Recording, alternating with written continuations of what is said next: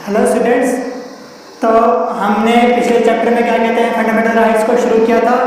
आज हम fundamental rights को ही आगे भी करेंगे। तो हमने पढ़ा था आर्टिकल 12 भी पढ़ा था, हमने 13 भी पढ़ा था। अब आएंगे हम राइट टू इक्वलिटी के ऊपर। किसके ऊपर? राइट टू इक्वलिटी के ऊपर आएंगे हम। Right to equality. Right to equality में आते हैं आर्टिकल 14 से आर्टिकल 18 तक। आर्टिकल 18 तक, ठीक है। ये बात आप लोगों ने याद रखनी है। तो इसमें सबसे पहले हम आर्टिकल 14 को देखते हैं। आर्टिकल 14 क्या बोलता है, ठीक है। आर्टिकल 14 में बात की गई है दो चीजों की, राइट टू इक्वलिटी, ठीक है, यानी equality by the laws.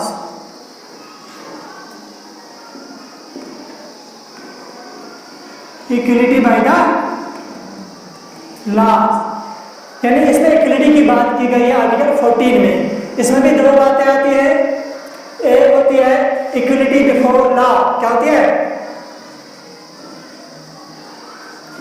Equality before, यानी कानून के सामने सब बराबर है, सुना है ना? हाँ। और दूसरा होता है इसमें इक्वल प्रोटेक्शन ऑफ लॉ। क्या होता है?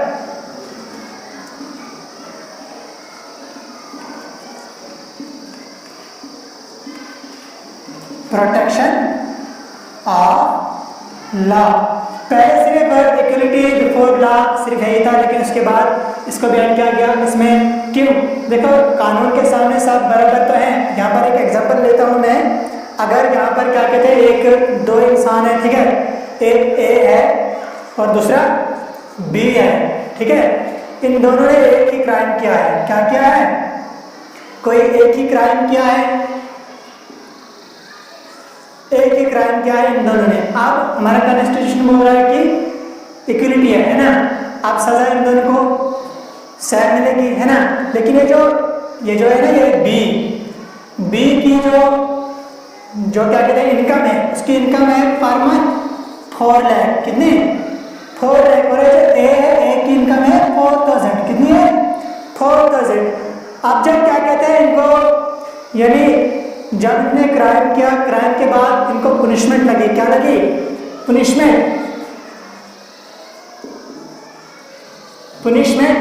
तो इनको क्या कहते हैं, जुर्माना देना पड़ा। क्या कहते हैं, 1-1 लाख रुपए इनको जुर्माना हुआ।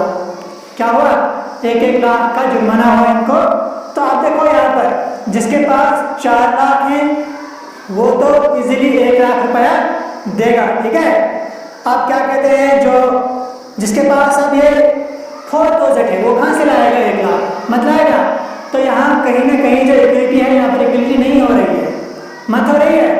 फिर उसके बाद लाया गया ये इक्वल प्रोटेक्शन ऑफ लॉ, यानी अब प्रोटेक्शन होनी चाहिए। इक्वलिटी के ऊपर भी प्रोटेक्शन होनी चाहिए। अगर चलो अगर कोई गरीब है तो उसके लिए भी कानून सोचना चाहिए, ठीक है। तो इसमें भी एक एग्जांपल है। अगर ये ए है और ये बी है, ठीक है, ये जो है यहाँ अंडर 18 ईयर है। कितना है?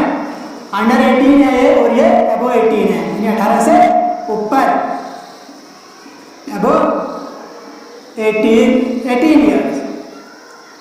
अब इनने क्राइम जो है, क्राइम सेम किया है। क्या है ना, क्राइम सेम। अब इनने जो भी क्राइम किया है, मर्डर क्या है, तो इस सूरत में क्या करेगा कानून? इस सूरत में जो हमारी जो अदालत होगी वो अंडर 18 जो होगा, ठीक है, अंडर 18 को नाबालिग भी बोलते हैं। तो इसको जो सजा मिलेगी, इसको 3 साल की सजा मिलेगी। कितने साल की? 3 साल की सजा मिलेगी। लेकिन ये जो 18 साल के ऊपर है, ठीक है, इसको लाइफ इम्प्रिजनमेंट भी मिल सकती है। क्या मिल सकती है? लाइफ, यानी इसको क्या कहते हैं, उम्र कैद भी मिल सकती है। यानी इसको इस कंसेप्ट के बाद इसको लाया गया ताकि लोगों के अंदर इक्वलिटी का कंसेप्ट अच्छी तरह से डेवलप हो और हर एक को इक्वलिटी मिले। उसके बाद आता है आर्टिकल 50। आर्टिकल 50 समझ में आया? हाँ, किसी का कोई क्वेश्चन? तो उसके बाद एक और आर्टिकल है, जिस आर्टिकल को क्या कहते हैं, डिस्क्रिमिनेशन के ऊपर लाया गया है वो है आर्टिकल 15, यानी आर्टिकल 15 जो है वो प्रोहिबिट करता है डिस्क्रिमिनेशन। ठीक है, कोई भी डिस्क्रिमिनेशन नहीं होनी चाहिए किसी भी इंसान के साथ। आर्टिकल 15 ये क्या करता है, ये प्रोहिबिट्स करता है, प्रोहिबिट्स डिस्क्रिमिनेशन,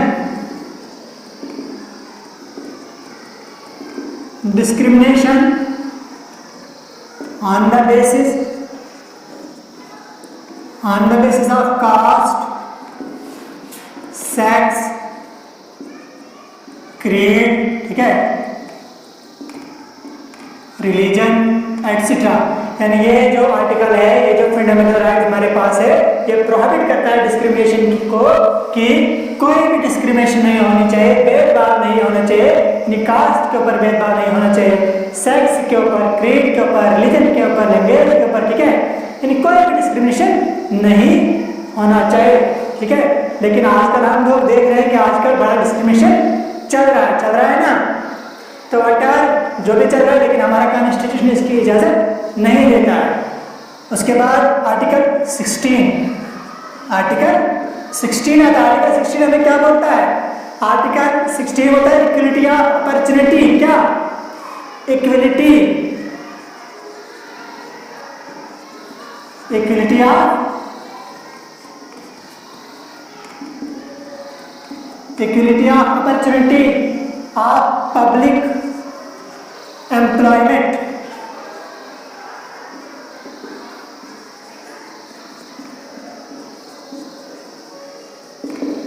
यानी पब्लिक जो एम्प्लॉयमेंट है, जो अपॉर्चुनिटी दी जाती है, उसमें भी इक्वलिटी होनी चाहिए। ठीक है, उसमें भी कोई डिस्क्रिमिनेशन नहीं होना चाहिए। हर एक के लिए जो भी एम्प्लॉयमेंट का जरिया होगा, हर एक के लिए वो इक्वल होगा। लेकिन इसमें एक्सेप्शन है। और हम बात करें जो कई जो ग्रुप्स हैं उनको रिजर्वेशन मिलती है, ठीक है, लेकिन वो भी इसी में आते हैं। जैसे SC है, STs है, ठीक है, बैकवर्ड क्लासेज है, इनको रिजर्वेशन दी जाती है। तो वहाँ पर हम बोल सकते हैं कि हमारे दिमाग में आता है ना कि उनको तो उनको फिर हमारे साथ इक्वलिटी नहीं मिलती है, मत मिलती है, क्योंकि उनको रिजर्वेशन होती है, लेकिन वो हमारे कॉन्स्टिट्यूशन में है। ठीक है, वो इस आर्टिकल के अंदर आते हैं वो रिजर्वेशंस। ये था आर्टिकल 16। अब हम आर्टिकल 17 पे आते हैं। आर्टिकल 17 क्या बोलता है? आर्टिकल 17 जो है वो प्रोहिबिट करता है यानी अनटचेबिलिटी को। आर्टिकल 17 प्रोहिबिट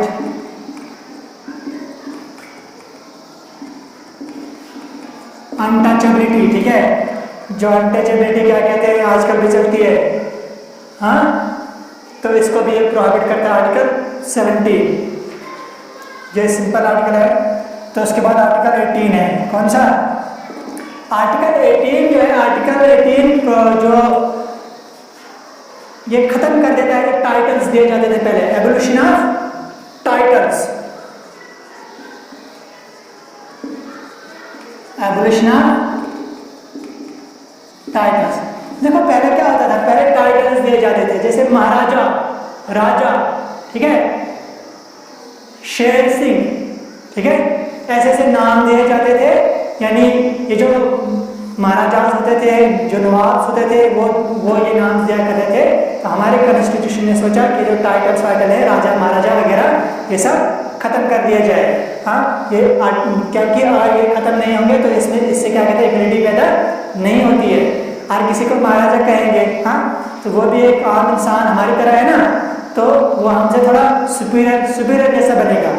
ठीक है, तो इसको भी क्या कहते हैं, क्या है, एबॉलिश कर दिया है हमारे कॉन्स्टिट्यूशन ने। यानी जितने भी टाइटल्स वगैरह है, राजा महाराजा, किंग शिंग, ये सब खत्म कर दिए। तो ये थे राइट टू इक्वलिटी, यानी इक्वलिटी के जो आर्टिकल्स थे 18 तो 18 से ऊपर 14 तक, ठीक है, यानी 5 आर्टिकल्स, कितने, 5 आर्टिकल्स आते हैं राइट टू इक्वलिटी में। कितने? 5 आर्टिकल्स। अब हम पढ़ने जा रहे हैं राइट टू फ्रीडम। ठीक है, राइट टू फ्रीडम में जो सबसे पहला आर्टिकल है, आर्टिकल 19, बहुत ही इंपॉर्टेंट आर्टिकल है। उस आर्टिकल में जो हमारा कॉन्स्टिट्यूशन है, उसने 6 फ्रीडम्स दिए हैं। कितनी? 6 फ्रीडम्स। जो आर्टिकल 19 है, अब राइट टू फ्रीडम शुरू हुआ। क्या हुआ? Right to freedom. Right to freedom में पढ़ेंगे पहला हम आर्टिकल 19। क्या पढ़ेंगे? आर्टिकल 19। आर्टिकल 19 क्या कहता है? ये गारंटी करता है, guarantees to all citizen,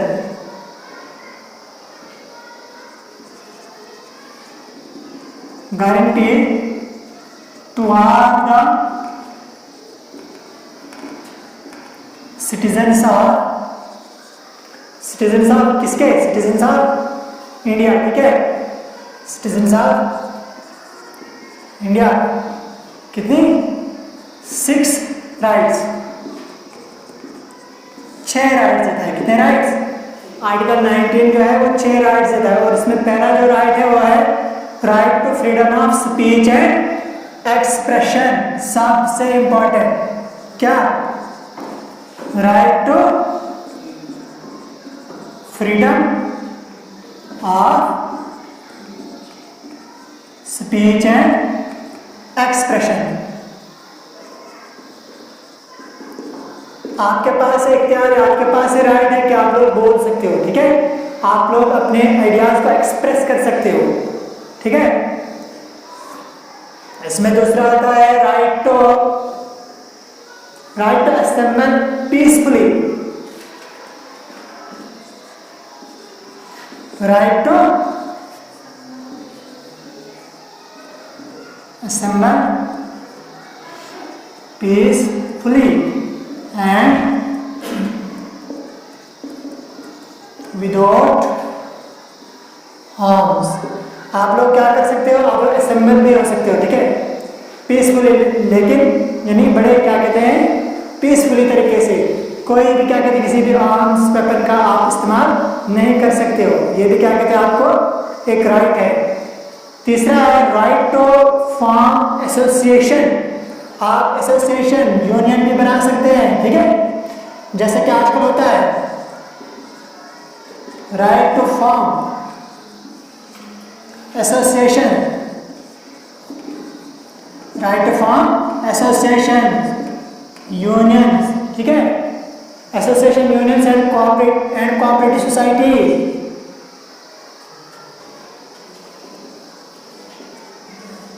and cooperative society. ये तीसरा राइट है जो क्या कहते हैं आर्टिकल 19 में हमें दिया गया है। और चौथा राइट क्या है? चौथा राइट है right to move freely through the territory of India. आप हिंदुस्तान के किसी भी कोने में जा सकते हो, मूव कर सकते हो।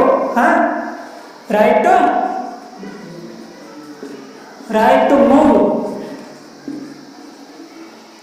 To move freely.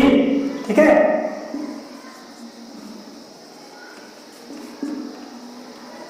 Through the territory of India. ठीक है, आप हिंदुस्तान के किसी भी हिस्से में फ्रीली मूव कर सकते हो। ये भी क्या कहते हैं, आर्टिकल 19 जो है ये राइट हमें प्रोवाइड करता है, इसकी गारंटी हमें देता है। और ये आप लोग नोट किया। ठीक है, बाद में करना। और जो पांचवा जो राइट दिया गया है आर्टिकल 19 में, वो क्या है? 5th one is right to reside and settle. क्या? राइट टू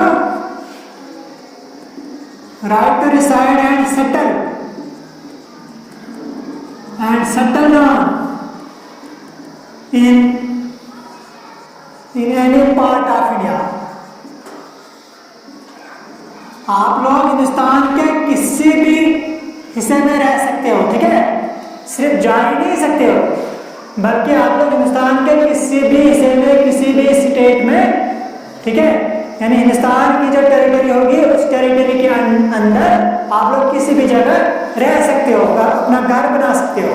ठीक है, वो चाहे टेम्परेरी हो या परमानेंट हो, दोनों। और जो छठा जो राइट है वह right to practice practice any profession, कोई भी प्रोफेशन आप कर सकते हो।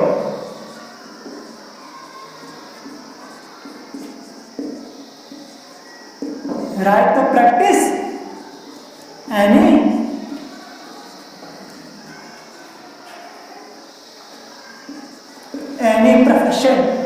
any profession or to carry